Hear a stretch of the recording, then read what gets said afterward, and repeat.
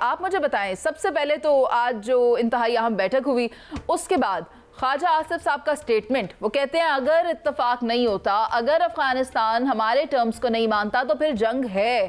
तो आपको क्या लगता है कि जो आज की मुलाकात में उमूर फाइनलाइज होने थे, मैकेनिज्म तय पाना था, क्या वो हो जाएगा? मुनीर, देखें, बात यह है कि पाकिस्तान का स्टांस बड़ा क्लियर है और वो क्लियर ये जंगबंदी हमारा इशू नहीं है। जंगबंदी तो इन्होंने स्टार्ट की थी, खुद ही फ्लैग वाइट फ्लैग लहराया, मिन्नतें की, तो हमने उस पर एक्सेप्ट कर लिया। Cross border terrorism is our only one agenda कि आपकी साइड से कोई भी टेररिस्ट ऑर्गेनाइजेशन हमारी तरफ इन्फिल्ट्रेट नहीं करेगी, कोई दहशतगर्द नहीं आएगा। ये आपने पहले दोहा में अमेरिकन से भी कमिटमेंट की थी और हम भी आपसे ये बात कर रहे हैं। अगर ये इस बात को नहीं रोक सकते तो फिर what is the purpose of this cease fire? Cease fire तो फिर हमारे पास सिंपल उस पर यह बात होनी चाहिए कि अगर आप अपने एरिया में अपनी सरजमीन के अंदर से टेररिस्ट ऑर्गेनाइजेशन को नहीं रोक सकते, फिर आपको कोई एतराज़ नहीं होगा कि Pakistan will be at liberty कि हम अब इनके जितने ट्रेनिंग कैंप्स हैं, एडमिनिस्ट्रेटिव कैंप्स हैं, जहां इनके कमांडर जैसे भी पेटकिया में गुल बहादुर के एरिया में जाके 60-70 फौजी मारे हैं, इस तरह हम भी वहाँ मारने शुरू कर देंगे और उससे फर्क पड़ेगा। That is what we want, we are going to do, ताकि कम से कम ये हो कि हमें इस चीज़ की कंफर्म होना चाहिए कि हम वहाँ जाके मारें, नुकसान पहुँचाए और इनकी हम डिस्ट्रॉय कर दें, सारे इनके कमांडर्स को भी मारें, जहाँ पर इनके कैंप ट्रेनिंग कैंप है वो भी ख़त्म कर दें। ये इससे कम हम किसी हालत में नहीं मान सकते हैं। प्रॉब्लम ये है कि अगर हमें जंगबंदी करनी थी, वो जंगबंदी तो पहले भी कौन सी थी, आज वो तो आप ये हर वक्त चाह रहे थे। Issue is cross border terrorism. They have to stop it. We mean business, we have shown your strength, we have shown your military might.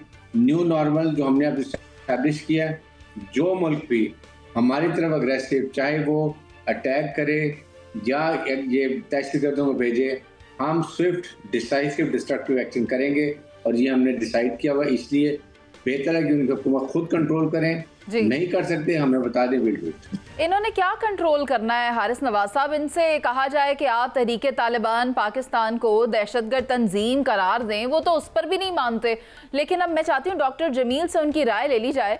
Sir, आप ये बताएं कि पाकिस्तान जहां तक पहुंच गया था, जिन चौकियों पर पाकिस्तान ने कब्जा कर लिया था, उसे बफर जोन बनाने की भी बाज़गश्त सुनाई दे रही है। क्या इसको अमली जामा पहनाया जाना है? नहीं, अगर बात वहाँ तक जाएगी तो फिर तो अमली जामा भी पहनाया जा सकता है, लेकिन पाकिस्तान हमेशा इंटरनेशनल कानून की पासदारी करता है। पाकिस्तान ने तो उतना ही किया जितने की इंटरनेशनल कानून में इजाज़त है। और वो क्या है, जब अफगानिस्तान ने पाकिस्तान की टेरिटोरियल इंटेग्रिटी और सॉवरेनिटी को वायलेट किया, पाकिस्तान ने उसका जवाब दिया और पाकिस्तान मुतअद्दिद बार दोहा एग्रीमेंट के बाद से लेके 2021 से लेके अब तक कहता आया है कि आपके पास ये जो पॉकेट्स हैं, टेररिस्ट ग्रुप जहां से ऑपरेट हो रहे हैं, उनको कंट्रोल कर लें। उसके अलावा तो कोई पाकिस्तान ने और बात नहीं की। और पाकिस्तान ने जो बात की, ये वही बात है जो अक़वाम मुत्तहिदा की मॉनिटरिंग टीम सिक्योरिटी काउंसिल की, उसने यही तो रिपोर्ट दी है और इस रिपोर्ट को फिर सबमिट किया गया है सिक्योरिटी काउंसिल में। एक नहीं 3 मरतबा सबमिट किया गया है अपडेट करके, और उसमें टीटीपी का जिक्र है, बाकी भी दहशतगर्द तंजीमें हैं उनका जिक्र है। लेकिन आप देखें कि जितने भी राउंड अफगानिस्तान तालिबान के साथ, इंक्लूडिंग मॉस्को फॉर्मेट, और उसके बाद उससे पहले जितने ट्राइलेटरल एंड क्वाड्रिलेटरल मीटिंग्स हुई हैं तालिबान के साथ, तालिबान ने हमेशा यही कहा है कि हमारे सरजमीन पर कोई किसी किस्म की दहशतगर्द का ग्रुप है ही नहीं।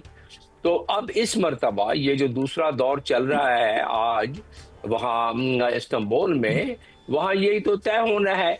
और वो तय ये होना है कि जो वेरीफाइबल एविडेंस है जो पाकिस्तान के पास है, और आइंदा जब भी कोई इस किस्म की इंसिडेंट होता है या आइंदा जब भी कोई वारदात होती है टेररिज्म की, तो ऐसी सूरत में पाकिस्तान या दूसरा फरीक अगर अफगानिस्तान चाहता है तो किसी वायलेशन की बात करता है, तो फिर उसको एविडेंस देना पड़ेगा जो टेक्निकली वेरीफाइबल होगा, और उस वेरीफाई करने के लिए तुर्की के पास टेक्निकल नो हाउ भी है, एक्सपीरियंस भी है। उन्होंने केके के साथ, पीकेके के साथ सीरियन बॉर्डर पर बहुत मर्तबा वो यही कहते थे सीरियंस तुर्की को कि हमारे बॉर्डर से कोई इस किस्म की दरअंदाजी नहीं हो रही है। किसको कहां से कितनी फंडिंग हासिल होती रही जब मेज है, तो पाकिस्तान ने यह भी वाजे करके दिखा दिया। अब आप यहां पर अफगानिस्तान की कारकर्दगी देखें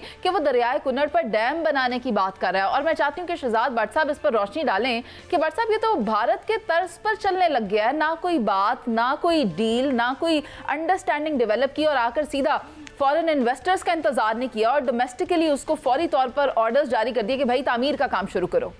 बिल्कुल दुरुस्त फरमा रही हैं मुनीज़े मोइन साहिबा आप, लेकिन सबसे पहले मैं आपको ये बता दूं कि मार्का हक में जिल्लत अमेज शिकस्त के बाद भारत ने अफगान तालिबान के जरिए आबी जहारियत को हथियार बनाना शुरू कर दिया, और 1 अरब अमरीकी डॉलर का अभी आपने लफ्ज़ जो बोला वो भी बिल्कुल मुसद्दका है, क्योंकि भारत की जानब से तालिबान रजीम को 1 अरब डॉलर अमरीकी डॉलर की माली इमदाद की पेशकश की गई है। और ये बात जो है ये तालिबान दरियाए कुन्नड़ पर, वहाँ पर भारतीय हुकूमत के तावन से डैम जो तमीर करने की बात आप कर रही हैं, ये बिल्कुल दुरुस्त बात है। और ये हम वो जर्नलिस्ट नहीं हैं जो भारत की तरह बेपरखी उड़ा दें।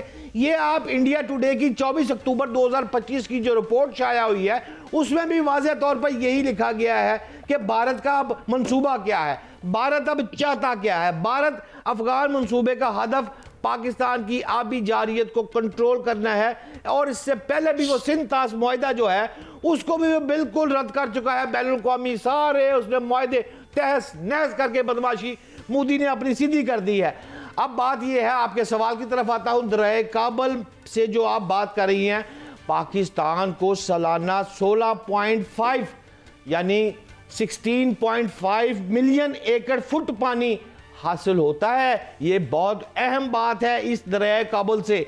और पेशावर, चार सदा, नौशहरा जैसे अजला जो है वहाँ गंदम, मकई और गन्ने की पैदावार बराह रास्त इसी पर मुनहसर है। अब आखिरी 4 लाइनें इस पर लुत्फ की बात आपको ये बता दूं, भारत का तो ये वार आ गया, संदूर भी पिट गया और सारा कुछ ही पिट गया। अब ये पॉइंट भी इसका पिटने वाला है, वो कैसे? क्योंकि पाकिस्तान ने, मेरी इंफॉर्मेशन के मुताबिक खबर दे रहा हूं कि पाकिस्तान ने पूरी हिकमत अमली तैयार कर ली है, और इसके हवाले से चित्राल प्रोजेक्ट पर पाकिस्तान ने फैसला किया आबी जहारियत के मंसूबे को इस तरह खाक में मिला रहा है, और इस मंसूबे से 2453 मेगावाट साफ और पानी जो है वो तवानाई हासिल की जा रही है। असल में हो ये रहा है कि इस हिकमत अमली जो भारत की है, इसके जवाब में हम इस तरह आ रहे हैं कि हम उससे पहले ही दरिया काबुल से एक चीज़ निकालेंगे जो कि चित्राल प्रोजेक्ट होगा। इस प्रोजेक्ट के जरिए भारत जो है ये मंसूबा $1 बिलियन हो या $10 बिलियन हो, मुनीज़े मोइन साहिबा, ये मंसूबा काबुल पर, दरिया काबुल पर बनना नहीं है। लेकिन आपकी इजाज़त से मैं सीधा चलता हूँ सफ़ीर पाकिस्तान अहमद खान साहब, जो कि एक बहुत नामवर शख्सियत है, काबिल एहतराम साहब, मैं आपसे ये जानना चाहता हूँ कि ये मोतबर ज़राए जो जरीदे हैं अमेरिका के, फॉरेन पॉलिसी की बात करते हैं, और फॉरेन पॉलिसी ने अपनी ताज़ा तरीन रिपोर्ट में वाज़ह तौर पर जमील साहब कह दिया है कि पाकिस्तान की हुकूमती सफारती जो अस्करी डिप्लोमेसी है उसको खरादे तहसीन मैं नहीं पेश कर रहा। ये अमेरिका का मोतबर जो जरीदा है फॉरेन पॉलिसी, वो कह रहा है कि ये बहुत उम्दा है, बहुत आला है। तो जानना ये चाहता हूँ आपसे कि मौशियत और दफा लाज़िम और मलजूम हैं, एक साथ जुड़े हुए नती हैं, तो क्या पाकिस्तान अपनी सफारती कामयाबी को मौशी तरक्की के लिए अब कैसे इस्तेमाल करेगा? मेरे नाज़रीन को जरा आसान ज़बान में समझाए प्लीज जमील साहब। पहली बात तो ये है कि ये फॉरेन अफेयर्स मैगजीन ये दुनिया के बहुत ही मोतबर किस्म के मैगजीनों में बल्कि सरे फहरिस्त शामिल होता है। और दूसरी बात यह है कि दुनिया के डिप्लोमेट्स, दुनिया की तमाम कौमें इसको बड़ी सीरियसली पढ़ती हैं और सीरियसली इस पे ट्रस्ट करती हैं। और उसने जब ये बात लिखी है पाकिस्तान के बारे में कि पाकिस्तान की न सिर्फ रीजनल कोऑपरेशन में बड़ी कवी किस्म की पोजीशन हो गई है, बल्कि वो बहुत सारी कंट्रीज में नेबरिंग और दूसरे उसकी आउटरीच यानी उसकी पहुंच हो गई है। और फिर वो ये भी इसमें लिखता है कि ये जो माइलस्टोन उन्होंने हासिल किया है ये मिलिट्री डिप्लोमेसी और ट्रेडिशनल डिप्लोमेसी की हम आहंगी है, यानी कि गवर्नमेंट यानी सिविल डिप्लोमेसी और मिलिट्री डिप्लोमेसी की हम आहंगी है। और जिसके और फील्ड मार्शल आसिफ मुनीर साहब की खास तौर पर उन्होंने लिखा कि उनकी मुलाकात जो डोनाल्ड ट्रंप और उनके जो उन्होंने इम्प्रेशन छोड़ा हुआ है अमेरिका पर, उसकी वजह से पाकिस्तान का ट्रेजेक्टरी, पाकिस्तान की फॉरेन पॉलिसी की ट्रेजेक्टरी बामो उरूज पर है। और जिसके वजह से अब आपके सवाल का जवाब इसमें से मिल जाता है, जो फॉरेन अफेयर्स मैगजीन ने लिखा है कि जिसकी वजह से उनकी मईशत सही राह पर गामजन न सिर्फ हो रही है बल्कि आगे जाके उसको दवाम और तक़वियत मिलेगी। और फिर उसी में लिखता है कि वो सऊदी अरब से जो डिफेंस पैक्ट हुआ है, जो तुर्की से, जो मलेशिया से, जो बाकी मुल्कों से उनके एग्रीमेंट हो रहे हैं, वो इसी बात का शाखसाना है कि इनकी ट्रेजेक्टरी फॉरेन अफेयर्स में इन पे पहली मर्तबा इतनी उड़ान इसने पकड़ी है।